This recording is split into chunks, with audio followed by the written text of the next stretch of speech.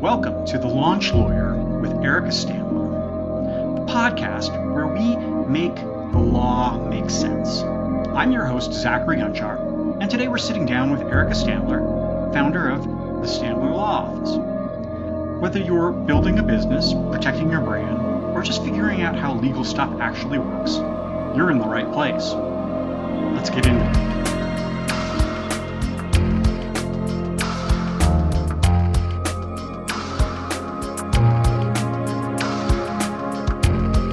Now, Erica, when we say business law, what does that actually cover? I mean, what do you do day to day? That is a great question. So I basically, for the overview, is I like to say I do the life cycle of the business from business formations to buy-sell agreements to all sorts of business-related contracts in between. And who do you typically work with? Are we talking solo founders, small businesses, large companies? Only small businesses, solo entrepreneurs, professionals, which is there is a legal definition for professionals, and yes. So just closed corporations. Basically, I look to the number of owners of an entity in order to figure out, for my definition of a small business, whether they are indeed a small business. What's the biggest myth people have about business attorneys? That is a great question, too. What is the biggest myth? I wouldn't know if it's necessarily business specific because what I find is that clients don't understand that there's different types of attorneys out there. And so I like to use the analogy is you wouldn't want your dermatologist to perform open heart surgery. So, so I think the biggest myth with attorneys is that attorneys can do every type of law. That is actually not true. I personally like to say that an attorney that says they're a jack of all trades knows jack, fill in the blank. So I would say the biggest myth out there is that attorneys are interchangeable. Uh, and that is simply not true. All right, and just to clarify, you would not recommend anyone go see a dermatologist for heart surgery. That is correct.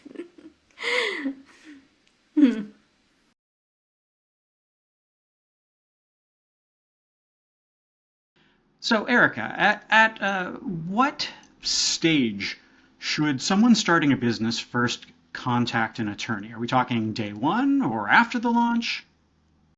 I would say day one. And the simple reason would be that especially if you have a unique business idea or a concept or a product in mind, you do need to protect that as you are talking to people for either investment purposes or to go into a business together, like a joint venture.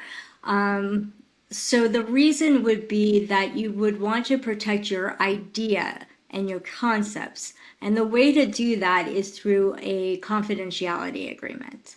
So, what are some of the biggest legal mistakes you see in the early stages that a business owner might make? I would say from my personal experience and having to clean up uh, corporate documents and limited liability companies is that they use one of those self-help sites. And the problem is you don't know what you don't know. And just to give an example, I had a client come to me that thought that they had an operating agreement in place with two other owners of this LLC. And what they received from this self-help site is an actual instruction manual on how to draft an operating agreement. So they never even had an operating agreement in the first place. And is that really complicated to have to then fix? It depends on the situation. I would say if it's early on and they wanted to change things up, it's pretty simple to fix. Um, However, if it's been going on for a while and there isn't actual formal agreement in place, and they want to change things up, then whoever doesn't want to change things has a lot of leverage at that point.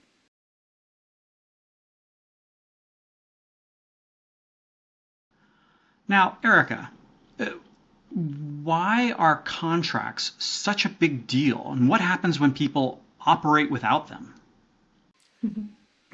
I like using Snapchat as an example. So you could Google Snapchat, and based on my recollection, Snapchat was created by three college kids on a handshake. And what happened years down the line is that two of the kids wanted to kick out the third kid from the company without any equity.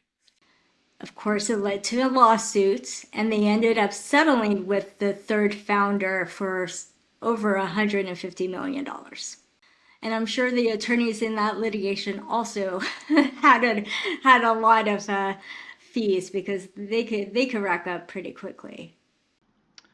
What what's something that every basic contract should include? Like, what is a non-negotiable?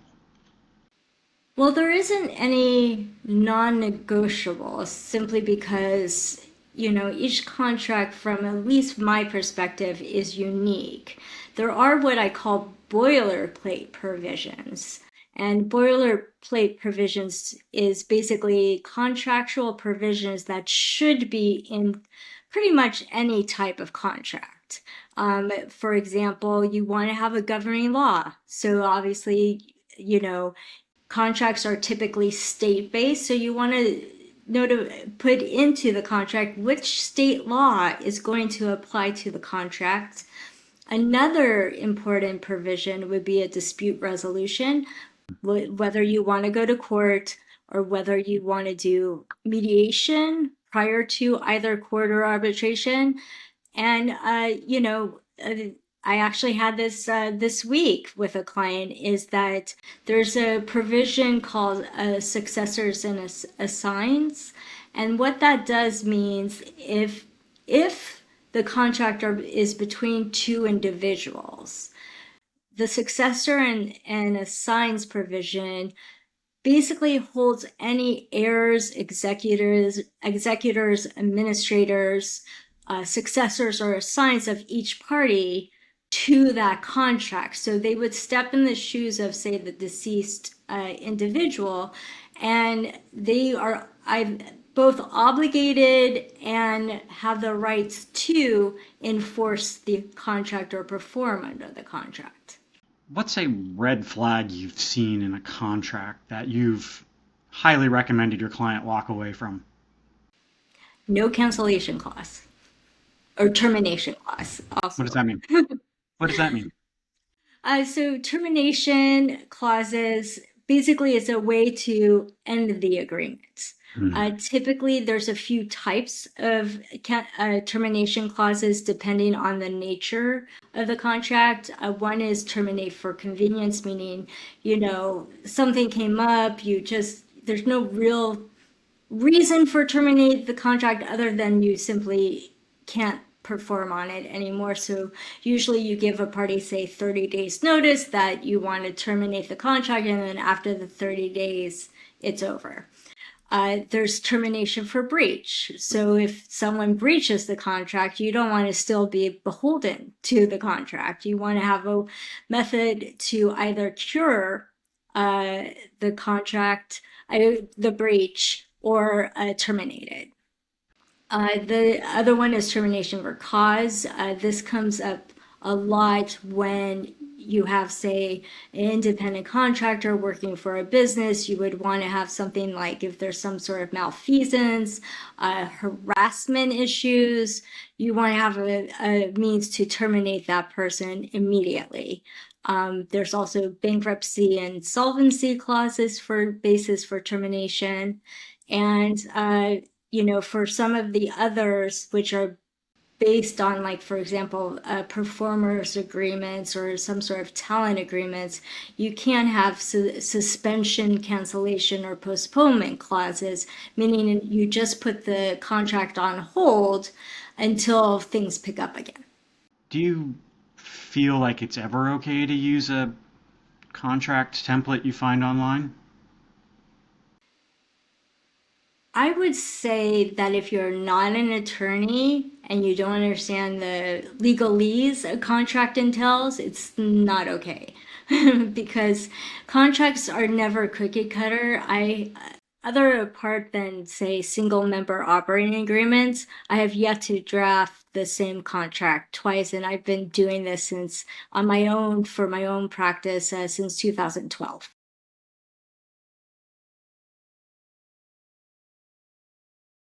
So, Erica, what does it actually look like to hire you? What's the process?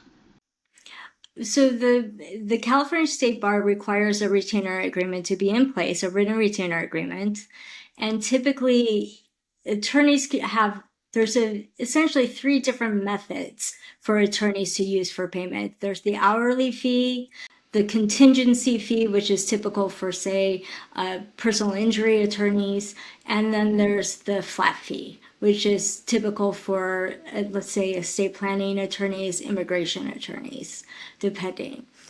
So I fall into the hourly fee category. So what I like to do is send my standard written retainer agreement, and it sort of outlines the scope of work so they know that what I was hired to do. It sets forth my hourly fees, when I do billing, when they could terminate my contract, and a few other state bar required provisions. So, hourly, what is there a realistic budget expectation for starting a business? Unfortunately, I can't give a budget until I understand what the business is going to be. So, if an attorney just quotes a number, is that safe? It depends on the attorney. I can't quite speak for other attorneys and how they operate. But if someone has a question about it, what is the way you would recommend they start it, that conversation? Oh, they should definitely ask their attorney how they bill. What is a typical range for a project similar to what they want the attorney to do? What do you wish every potential client knew before the first consultation? I would say that they don't really need to know anything.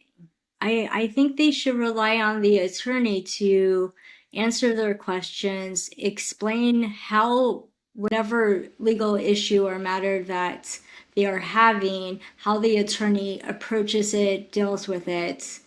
And, you know, e- each attorney is different in that regard, but I come from an educator background. So I really like to make sure that my clients understand what the process is, how I work, and what to expect. Follow the Launch Lawyer for more legal tips that actually make sense. And if you need help, the Stambler Law Office has you covered. Links in the bio.